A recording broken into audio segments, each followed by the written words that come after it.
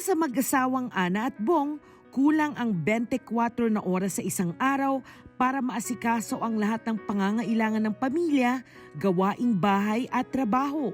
Kaya naisipan nilang kumuha ng makakatulong. We thought of petitioning someone from the Philippines because we needed someone na we can trust. Yung maiiwan sa bahay, yung I won't get paranoid na who am I leaving my kids with. Batid ni Ana kung gaano kakomplikado ang proseso. Kasi nakikita ko na yung Citizen Pinoy sa TV. So may idea ako na okay, this lawyer might be able to help me. So nung nagpunta kami kay Attorney Gurfinkel after the discussion, we came up with the idea na housekeeper yung i-petition. So after that, naisip namin, pwede nating petitionin si Tita Susan. Yeah, dobling saya ko nung malaman kong merong possibility na makakadating yung kapatid ko dito. Sinabi niya sa amin ng different avenues kung paano niyang may paparating ang kapatid ko ng mas mabilis dito. Hindi na iba si Tita Susan kay Ana. Maliban sa pagiging kamag-anak, sadyang kwalipikado si Susan sa trabahong iaalok. Every summer, kaming magpipinsan, umuwi sa province namin sa Pampanga. So every summer, doon namin siya nagiging ka-close, ka-bond. Parang tropa ang tingin sa akin, ganun. Kaya okay yung relationship namin. Nakapagtrabaho siya sa iba-ibang bansa as a helper at saka nag-aalaga din siya ng mga bata. Una napuntahan ko Riyadh, Saudi Arabia, tapos pangalawa sa Jordan, tapos nagpunta rin ako ng Canada. So, perfect siya. Someone na alam ang ginagawa and mapagkakatiwalaan. Na sa halip na naghihintay lang sila ng suporta sa akin, ngayon makakatulong siya na maghanap buhay din, matutulungan niya yung pamilya niya. Mahirap ang daang tinahak ni Susan nang namasukan ito bilang domestic helper sa iba't ibang bansa. Mahirap kasi sa atin, di ba? Hindi ka makahanap ng magandang trabaho. So yun ang naisipan ko talaga, yung mag-overseas worker. Okay lang, siyempre nag-abroad ako, malayo ako sa pamilya ko. Nami-miss ko sila. Ganun. Iniisip mo, mag-isa lang siya doon. Meron mang mga ibang Pilipino, pero iba pa rin yung member of the family ang kasama mo. Kailangan makayanan ko to kung na-homesick man ako. Kasi hindi lang para sa akin, para din sa pamilya ko. Para kahit papano, nakakatulong talaga ako. Mahaba man ang proseso ng pagpetisyon, inaabangan na ng pamilya ang katuparan ng kanilang bagong pangarap. At last, makakadating na rin siya dito. Hindi lang sa atin makakatulong, kundi sa pamilya niya. Dito sa States, you work hard, you see the fruits of your labor. So, pag nagtatrabaho siya dito, tapos makakaipon siya, mas malaki yung value ng money pag nasa Pilipinas na siya ulit later on kung gusto niyang bumalik someday. Kasi pag Amerika, di ba, parang antagal. Sabi kong ganun. Kaya lang, dahil may tiwala naman ako sa sinabi ng pamangking ko, at saka sabi niya may maglalakad naman ng mga papers ko. So, gumaan yung loob ko. Joining me now is the employer and niece, Anna. Welcome to Citizen Pinoy. Thank you for having me, Attorney Gurfinkel. And thank you first for coming here to share your story. So again, I emphasize when a person is being petitioned for a green card through employment, many people think it has to be college level. No, no, no. It could be college level, it could be skilled, or in this case, even as unskilled. For example, housekeeper or even caregiver. All right, so we begin the process, and I know what was important to you was the fact that my office has a branch in the Philippines, right? Definitely. Bakit? Why was that important to you? Well, because of the time difference, it would just be easier for her. Yeah. So, I mean, one of the reasons I have the office in Makati or Manila is to make it easier for the person, family member back home. They sometimes feel lost or forgotten. And so the office in Makati gives them a source of where they can call for information, ask questions, or we endorse the documents there. So we went ahead and then we did file your case after gathering all the documentation and doing recruitment. We filed it in 2012. So when the case is filed with the Department of Labor, that's the priority date. Before that, you did do a recruitment effort. In other words, in order to get a job certified for the alien, the employer must attempt to locate a U.S. worker. And I think there was one applicant, correct? Yes. And what happened with them? Well, the interview didn't go very well, so we kept trying. Yeah, basically the job required, I think, 3 months experience as a housekeeper. That person had no experience. That's right. So if there is a U.S. worker who applies but they are not qualified, they can be lawfully rejected in that case. So the case is submitted, and so you were getting excited about that way. And I believe it took a very short time. We filed with the Department of Labor in October 2012, and by February 2013, it's already certified, right? That's correct. So how did you feel about that moving forward? It was quicker than you told me, so it was Yeah. amazing. The employer's petition is filed, and in your case, I think it was approved in September of 2013, right? That's about right. So it is moving forward, and it only goes to show all of you who have doubts about petitioning family for employment, it is possible. In fact, on some of the documentation, one of the questions on the labor certification application is whether the employee and the employer are related. We answered yes. I mean, it's bad if they are related and you lie, but we said yes, and it still got approved. So that only goes to show you that it is possible. But unfortunately, back then, there was a backlog. The priority dates were not yet current. So right now, the priority dates for housekeepers, caregivers, or employment-based, they are current. But back then, there was a backlog. And so we basically had to wait several years in order for the priority date to become current. I know in 2015, it was current for just a few months, and then it went backwards again. Do you know what that was like? Remember back then, you might have had your priority date, it was current, you're getting queued up for your interview, and then it retrogresses to go backward. How did that make you feel when it was going backwards, though? It's sad. Like, you know, somehow you feel like you're losing hope. I'm like, okay, is this gonna work out or is it not gonna work out? You know, Yeah. just that thing. But you were in constant contact with us. We were keeping you informed about that Every items and step stuff of the like way. that. And so we were waiting for the priority date to become current, both here in the U.S. as well as Tita Susan back home in the Philippines. And as the priority date soon became current, there were more issues that were coming up.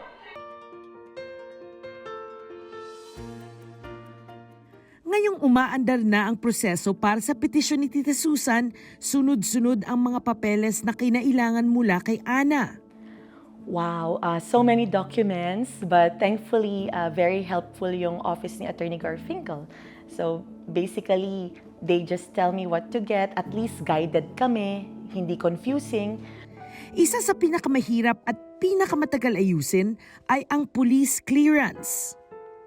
Kasi pag tumira ka sa ibang bansa for more than 6 months, you need police clearance from that country. The one in KSA, I feel like that was the most challenging because they're very strict in that country. Nagpunta na nga ako sa embassy nila, hindi sila basta-basta namimigay. What made the police clearance difficult to get from KSA was her change in status. From single, she got married, and naturally, her maiden name changed to her married name, so that made it a little more challenging and longer to get the police clearance. Naging mabagal ang pag-usad ng petisyon ni Tita Susan. Umabot na nga ng taon-taon, nagkaroon pa ng tinatawag na retrogression. Humahaba na naman yung waiting namin kasi aatras yung priority date.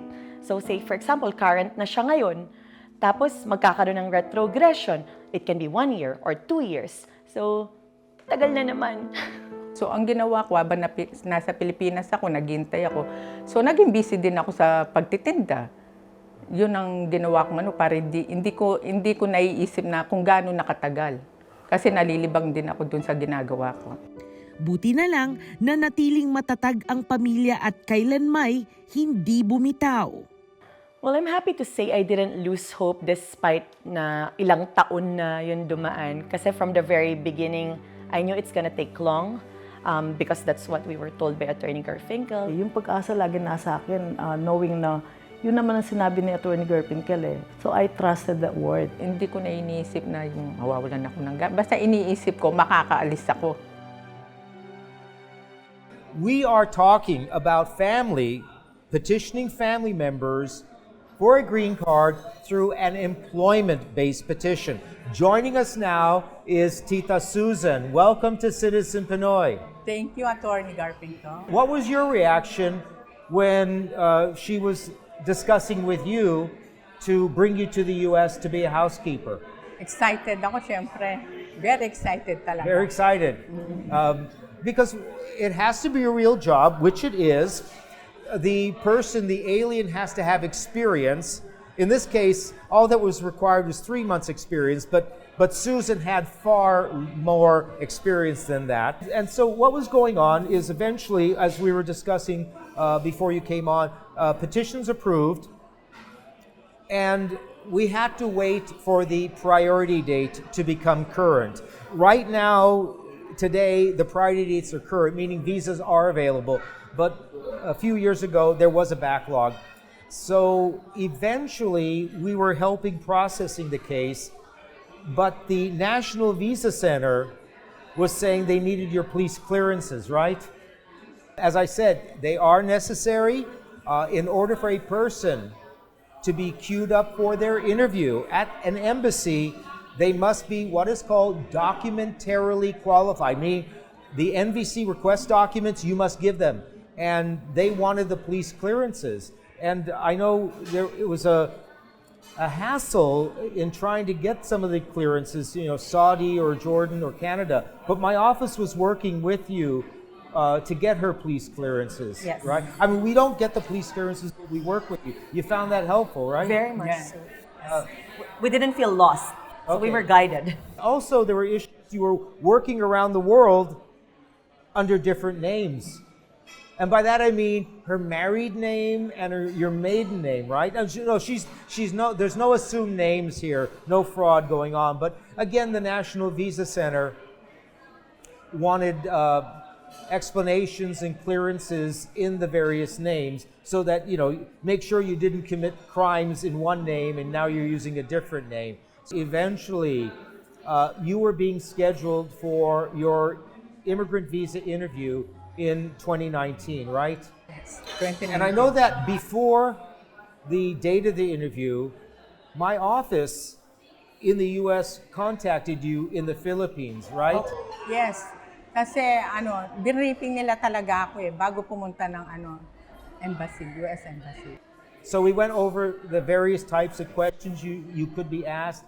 And I think that is important for people, whether you're going in on a family petition or employment-based petition, to know what type of questions will be asked, how best to answer the questions truthfully. So you're not surprised, you're not fumbling for answers, and you do answer correctly. We were also giving you the documentation, correct, to take into the embassy? Yung mga sinabmit kong papel, alos nandun na yung mga question so hindi na ako nahirapan talaga. Nakabuti yung mga papers na dala-dala ko. So everything to you seemed to be going well, correct? Yes. Everything for her was going well, but what had happened was the consul was being reluctant to issue the visa and in fact was considering refusing the visa. You're at the interview, things seem to be going well, all the paperwork was in order, but the consul interviewing you was expressing reluctance to issue the visa, like he wanted to refuse or deny it. What was happening with that? Because na salary. Okay. I said $11 per hour. Sabi ng consul dapat $13 per hour. That's why. Yeah, because what had happened was she had gone for her interview and everything was in proper order. And then about a month later, we get a notice in the mail that the consul wanted to refuse the visa because they felt the salary was too low to be able to support her on what was called public charge. Remember that sort of? And, what I'm thinking of is, wait a second. The salary that was put in the paperwork was dictated or given to us by the U.S. Department of Labor. Because when you begin the process of being petitioned by an employer, you have to make what is called a prevailing wage request to the Department of Labor. You cannot pick whatever wage you want. It's what the Department of Labor gives. So they gave that salary, so we put it in all the paperwork. And so now the consul is saying, well, it's too low. Well, that was the Department of Labor. We were following all the rules. We were doing it correctly. So what my office did is we sought reconsideration. One, pointing out the fact that the wage listed was the wage dictated by the Department of Labor. And number two, because it was a relative employment-based case, you were giving an affidavit of support. How it works is, in family cases, the petitioner must always give an affidavit of support. But an affidavit of support is ordinarily not required in employment-based cases, except if an employer is a relative and has at least 5% interest in a company. So here, obviously, it was a relative. And so, yes, an affidavit of support was submitted, which we pointed out. And another thing, if it was illegal for family to petition family for employment, why would there be that affidavit of support requirement? So we did point out to the consuls that, number one, the wage offered was what was dictated by the Department of Labor as the prevailing wage. And number two, the employer submitted an affidavit of support to overcome the public charge requirement. Fortunately, we overcame that refusal. But what happened next? The pandemic. Yeah. Grabe mahirap. Remember the lockdown.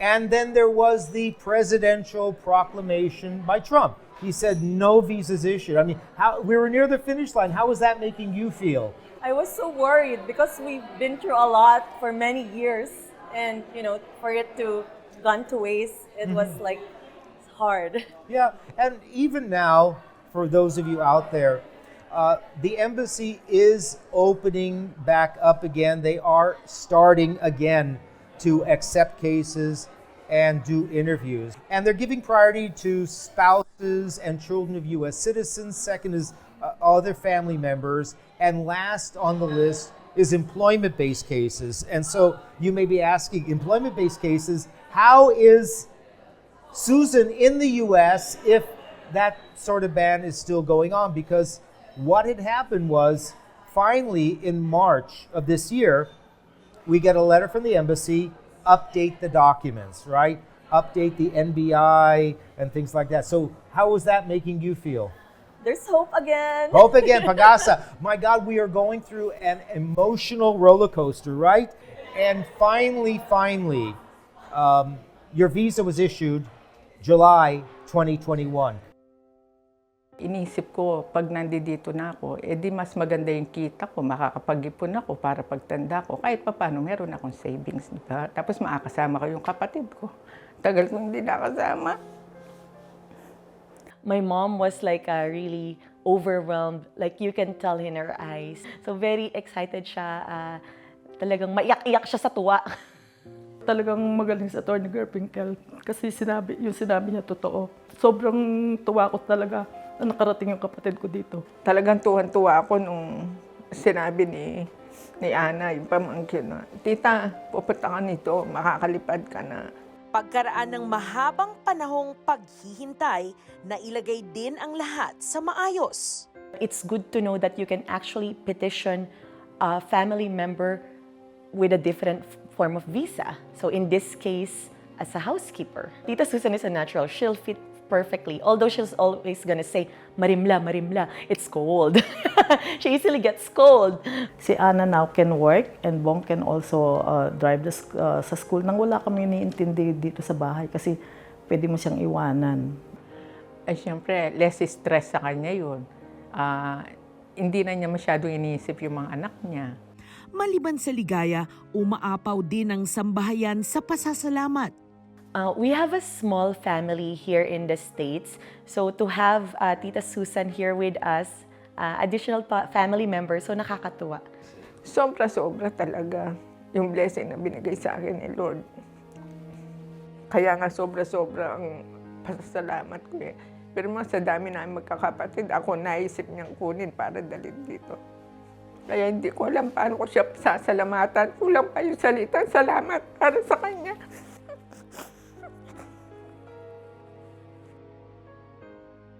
And it's making your life easier to have somebody, especially a trusted family member, helping out in the house, Oh, correct? definitely. The peace of mind is there. She's happy to see me.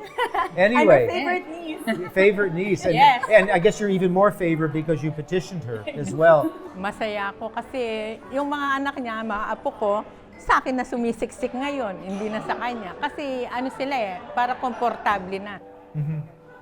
Well, I want to thank both of you for coming on because I think what they have done is provided you out there with valuable information and lessons because there had been this misconception that family can only file family petitions, but you can see it is perfectly legitimate, perfectly legal to petition family members for a green card through employment as long as the requirements are met. And if this is something that you want to consider, I would strongly advise that you seek the advice of an attorney who can evaluate the situation, see if you are eligible and if it is possible and if there could be pagasa and can help you along the way. And again, I thank both of you for providing your kababayans with that valuable lesson.